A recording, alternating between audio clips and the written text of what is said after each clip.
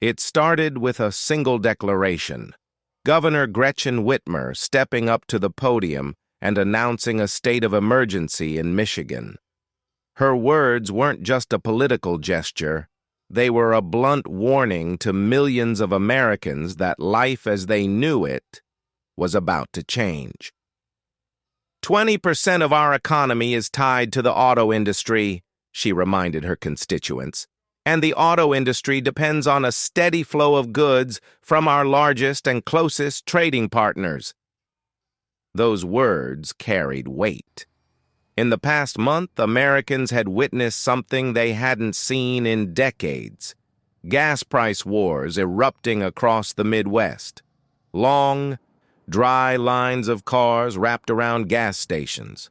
Drivers weren't waiting for discounts. They were waiting for fuel that wasn't there. Pumps ran dry. Limits were slapped on purchases. And for many, the answer was simple and brutal. No gas today. The spark that ignited this chaos came from Alberta, Canada's oil heartland. In a retaliatory move against Washington's new tariffs, Alberta cut oil exports to the United States. The impact was immediate. Supply chains that kept food, freight, and families moving were suddenly under siege. Within days, gas prices shot past levels most families hadn't seen in years. Governors demanded federal action. Experts warned the clock was ticking. Without a recovery in supply, the northern United States was staring down a full-scale breakdown in fuel and goods. So, which states were hit hardest? The list was long and painful. Washington. The first domino to fall. For decades, Washington state had been the nerve center of the Pacific Northwest's energy trade. Its 780 kilometers of border with British Columbia, plus its access to powerhouse ports in Seattle and Tacoma, made it both a gateway for Alberta's oil and a lifeline for neighboring Oregon, Idaho, and even Alaska. When Alberta retaliated by cutting oil exports, Washington felt the blow first and hardest. Fuel shipments through border crossings like the Peace Arch and Sumas collapsed overnight, down more than 60%. Storage depots in Anacortes and Cherry Point dropped to record lows in just days. Tankers in Seattle, once bustling with Canadian crude, sailed away empty. The shock waves hit daily life immediately. In Seattle, Spokane, and Bellingham, gas stations plastered out-of-fuel signs on their pumps. Others rationed sales to just 8 to 10 gallons per car. Rural towns weren't as lucky. Stations simply closed their doors when deliveries stopped coming altogether. Lines of cars formed before dawn, snaking through neighborhoods as residents scrambled to secure fuel before it was gone. Prices surged to over $6 a gallon, the highest in 2 decades. But the damage didn't stop at commuters. Fishermen in Puget Sound were stranded at harbor, their diesel supplies gone. An entire seafood season was now at risk. Trucking companies slashed 1/3 of scheduled routes, choking deliveries across the region. Apple and cherry farmers watched in horror as harvest season approached with no guarantee their crops could even reach market. And experts had a grim warning. If the squeeze lasted, Washington could see gas prices climb toward $7 a gallon. Ports in Seattle and Tacoma would slow to a crawl, and small businesses dependent on daily transportation might not survive at all. Michigan, the auto state, stalls. Michigan, long proud as the beating heart of America's auto industry, became ground zero in the unfolding crisis. Its reliance on Alberta crude through the Line 5 and Enbridge mainline pipelines made it dangerously exposed. When Canada struck back, Michigan was hit with full force. Within just 72 hours, stations in Detroit, Flint, and Grand Rapids went completely dry. Prices spiked from $3.95 to $4.65 in only 4 days. the sharpest surge since the energy turmoil of 2022. Most stations rationed fuel at 10 gallons per customer, desperately trying to stretch dwindling reserves. The economic fallout was massive. Michigan serves as a major transportation corridor for the Great Lakes. As fuel dried up, freight companies canceled long-haul routes into Ohio and Illinois. Frozen food distributors in Detroit sounded alarms as rising fuel costs and slower delivery schedules threatened their supply chains. Auto plants in Detroit, Dearborn, and Lansing braced for material shortages. Some were forced to cut shifts rather than pile up undeliverable inventory. Governor Whitmer scrambled to respond. She declared an energy emergency, authorized the release of state reserves, and relaxed limits on tanker driver hours. Lansing urged Washington to negotiate directly with Ottawa to restore pipeline flows. Officials even weighed suspending state fuel taxes just to ease the burden on drivers. But the damage was already spreading far beyond Detroit's auto lines. Michigan was in freefall.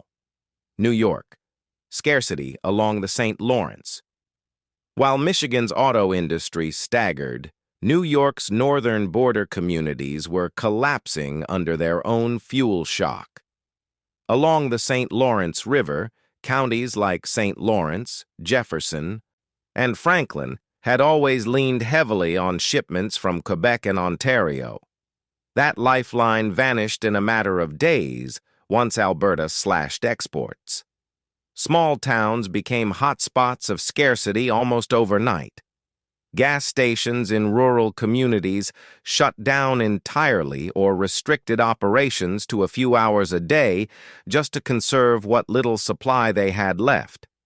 Residents were forced to drive 50 or even 60 kilometers in search of open pumps. The cost wasn't just in fuel, it was in time, money, and daily survival. The ripple effects hit ordinary life hard. Families in Watertown and Plattsburgh woke up before sunrise, lining up at stations to fill up before the dreaded 8 to 10 gallon limits kicked in. Public services strained to cope.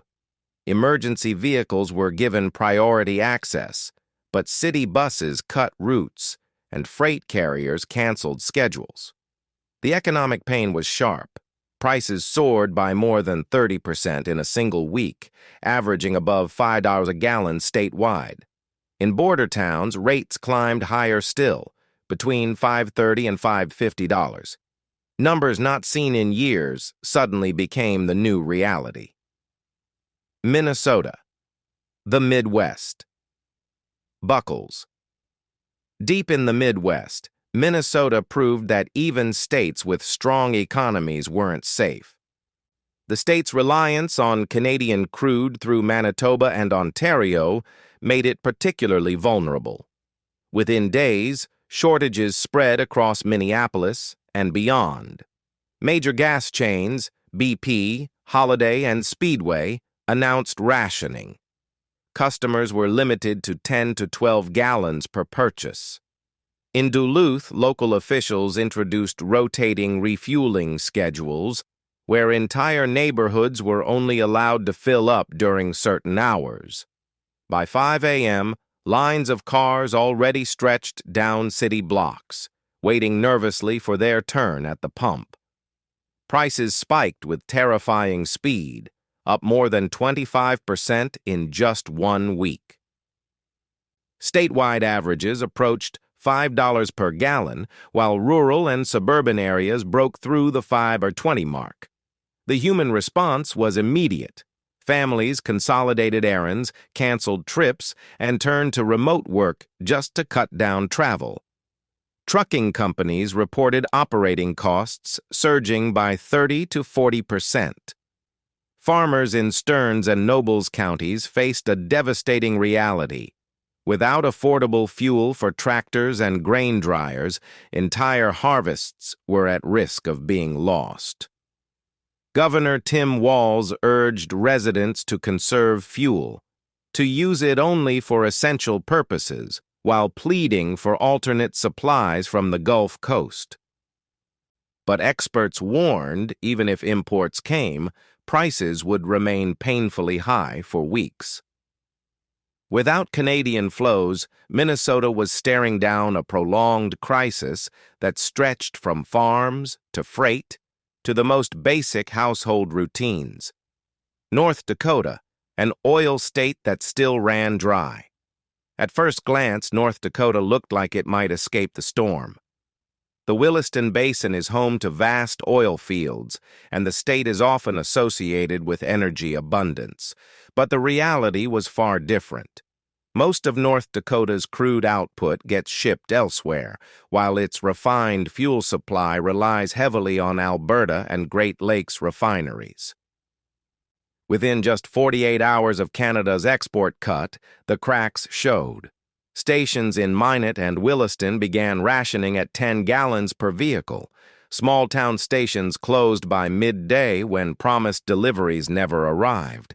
Prices leapt from $3.85 to $4.45 in just 3 days. For farmers, the timing couldn't have been worse. Wheat, soybean, and canola harvests were underway, but machinery sat idle without diesel. Trucking firms moving crude from drilling sites to refineries faced massive delays, disrupting not just the state, but the broader U.S. energy network. Freight operators hauling goods to Minnesota and Montana saw fuel bills spike by more than 25%. Along the Canadian border, long waits at gas stations became routine. In isolated areas, a black market sprang up overnight, charging desperate drivers 30% above official rates. Governor Doug Burgum responded by loosening transport regulations, allowing tankers to run longer hours. He called on Washington to tap federal reserves for immediate relief. But in the meantime, North Dakotans were trapped in a painful paradox, sitting on top of oil wealth but running on empty. Montana. Fuel as a lifeline. If North Dakota's crisis was bitter irony, Montana's was pure desperation. This is a state defined by vast distances. Fuel isn't just a commodity here, it's survival. Farms, ranches, and freight routes stretch across hundreds of miles, each one utterly dependent on steady shipments from Canada. When Alberta cut exports, Montana's fragile network collapsed almost instantly. In Billings, Great Falls, and Helena, cars snaked around blocks before dawn, desperate to grab 8 to 10 gallons before supplies vanished. In Kalispell and Missoula, pumps ran dry, and stations locked their doors altogether. Truckers traveling long stretches between Washington, Idaho, and North Dakota found themselves stranded without refueling points. Refrigerated goods began piling up in warehouses, spoiling as cold storage operators raised alarms. Meat, produce, and dairy were all on the line, and small trucking firms started shutting down operations entirely rather than sink further into debt. Farmers, too, faced impossible decisions. Without diesel for tractors, irrigation systems, and delivery trucks, work slowed to a crawl in the middle of the growing season. Grocery prices began to climb within days as freight costs soared. For isolated rural towns with only a handful of gas stations, the hit was even worse. Some communities found themselves cut off completely, residents forced to drive hours in search of fuel. State officials rushed to prioritize essential services. Limited reserves were directed toward ambulances, hospitals, and firefighting crews. But for ordinary Montanans, it felt like a lifeline was slipping away. Vermont, a small state, a heavy blow. Then came Vermont, a smaller state, tucked along the Canadian border, but one whose lifeline was just as fragile as its bigger neighbors. Vermont relies almost entirely on Quebec and New York for fuel. Diesel to keep dairy farms running, heating oil to keep homes warm through long winters, and gasoline for the daily grind of rural life. Within a week of Alberta's export cuts, Vermont was spiraling. Imports fell by more than 40%. Storage facilities in Burlington and Montpelier announced they had barely 10 days of supply left. Across the state, gas stations slapped strict purchase caps on customers. Lines of cars twisted through neighborhoods. Prices skyrocketed to nearly $6 a gallon, the highest in Vermont's history. But for Vermonters, heating oil was the most terrifying number of all. Prices leapt by more than 30% almost overnight. Families who already spent winters on tight budgets now stared at impossible heating bills just as colder months approached. The agricultural sector stumbled first. Dairy farms in Addison and Franklin counties couldn't fuel trucks for daily milk collection. Processing plants in Middlebury cut shifts as shipments failed to arrive. Even Vermont's iconic maple syrup producers suspended production altogether, unable to cover soaring energy costs.